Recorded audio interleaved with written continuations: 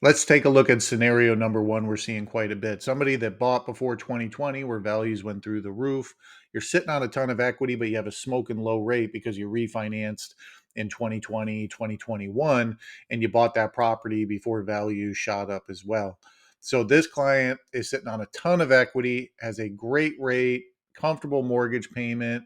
You got to face the facts that 2 and 3% interest rates were an enigma, so they're not coming back, unfortunately, but you're also sitting on a ton of debt. So we can see here on the right side, and we see this all the time with clients.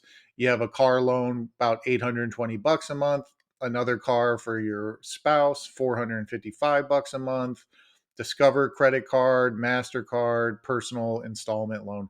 So when we look this up, you're sitting on about 130,000 in actual debt and a monthly nut going out the door, just minimum payments around $2,200. So all in, you'll have an extra 6,000 cash on hand when this is all said and done. So this is a client that bought it around 400,000 in 2019. They're looking at buying 600,000 plus, putting 20% down, and I'm going to show you how this really flushes out to your benefit. So you're, as we showed on the first screen there, you're about 2,200 a month in just installment, credit cards, automobile loan debt. And on your new loan, you're actually going to be saving out the door about $244 a month, which sounds kooky, but let's dive into it here. So your total existing is here on the left. Your out of pocket every month is about $45.19. That's your principal and interest, property and taxes on the home loan. The installment loans on the previous screen, monthly minimum payments $1,675 and $525 in credit card debt that you're going out every month.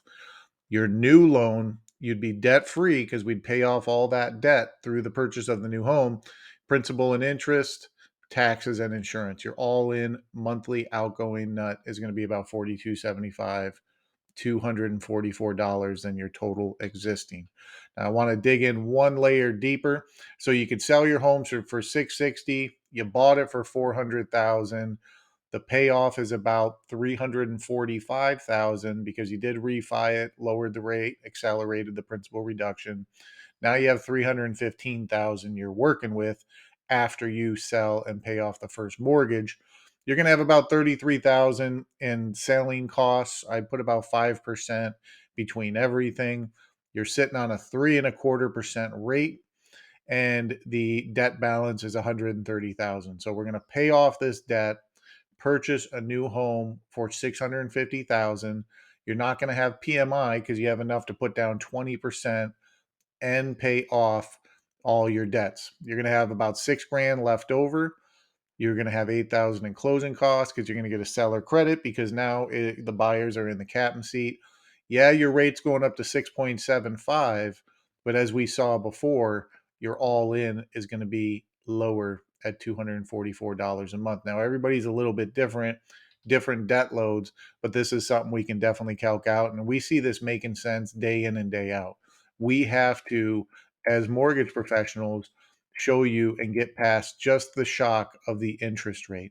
And keep in mind, this is going to be a temporary loan, only got above nose, but probably 18 to 24 months. You're going to be able to refinance and you'll save even more every month.